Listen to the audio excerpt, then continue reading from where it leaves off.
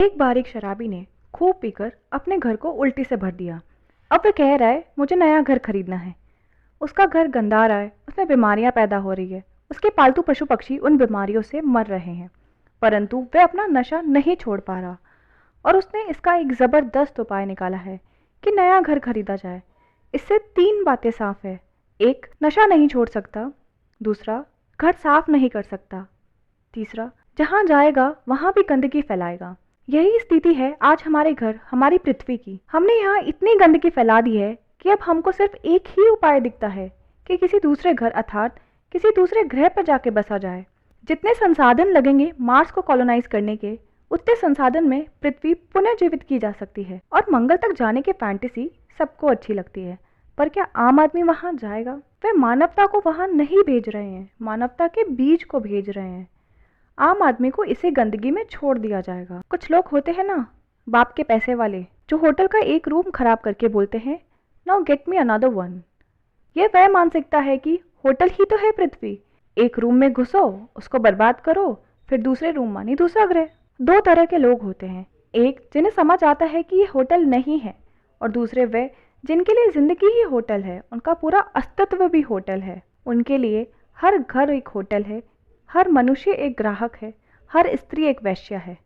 उनको लगता है सब कुछ पैसे से खरीदा जा सकता है। एक बात सोचो, क्या आप पहुंच जाओगे मंगल पे? हमारे लिए यही बेहतर है कि हम पृथ्वी को रहने लायक बनाएं। मंगल पे बसने की बात कोई एक व्यक्ति नहीं बोल रहा, ये बोलने वाला पूरा एक समुदाय है जिन्हें आम आदमी पसंद ही नहीं आता। तो आम आदमी को मार ही डालो। और पृथ्वी पे मारने का क्या तरीका है? प्रचारित करो कि अभी तो हमें और बच्चों की जरूरत है। ठीक वही लोग जो कहते हैं चलो दूसरे ग्रह पर, वही लोग ये भी कहते हैं कि खूब बच्चे पैदा करो।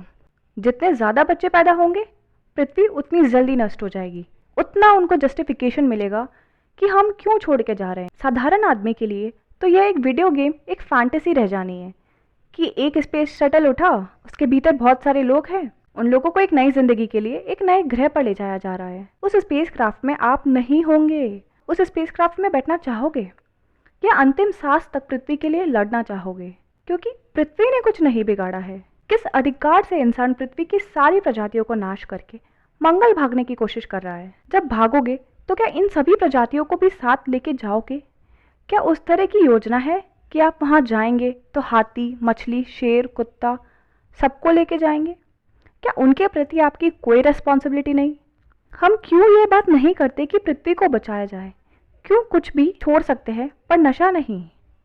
आज इस घर में उल्टी की है, ब्रह्मांड में अनंत ग्रह है, कल किसी और ग्रह को कॉलोनाइज कर लेंगे। एक बात अच्छे से समझिए, सारी शक्ति ऐसे ही लोगों के पास है। ये दुनिया धन बल और बाहुबल से चलती है। धन बल से ऐसे लोग बुद्धि बल को खरीद लेते हैं। बुद्धि वाले लोग धन के पीछे पीछे अपनी बुद्धि ऐसे ही लोगों को सौंप देते हैं। जो ये कर रहे हैं वे आपके हीरो है, आपके आदर्श है। तो भारत की युवा शक्ति का एक बहुत बड़ा नंबर ऐसे ही लोगों को आइडलाइज करता है। सपोज करो आप एक सेलिब्रिटी को ताकत दे देते हो, अब वे सेलिब्रिटी उस ताकत का किसी भी रूप में इस्तेमाल कर सकता है। आपने किसी को भी सेलिब्रिटी बना दिया, वो आके आपको गुटखा बेच गया, आपके बेटे ने खाया मर गया, तो उसको किसने मारा? उस सेलिब्रिटी ने या आपने? उस सेलिब्रिटी को देखकर उसने गुटखा खाना सीखा और उस सेलिब्रिटी को सेलिब्रिटी आपने बनाया। आज वो सेलिब्रिटी ना होता, आम इंसान होता, तो क्या वह गुटखे का ऐड मिलता उसको? उसकी सलाह पे आपके बेटे ने गुटखा खाया होता? नहीं ना। आप जिसको ताकत दे रहे हो वह उस ताकत का ही आपके खिलाफ इस्तेमाल कर रहा होता है। इसलिए किसी को भी ताकत देने से पहले सोचें क्या वह उसका सही में हकदार है। आप मंगल पे जाकर बसने के उपाय के बारे में क्या सोचते हैं हमें कमेंट्स में ज़रूर लिख के बताएं। और ऐसे और वीडियोस के लिए चैनल को सब्सक्राइब करें।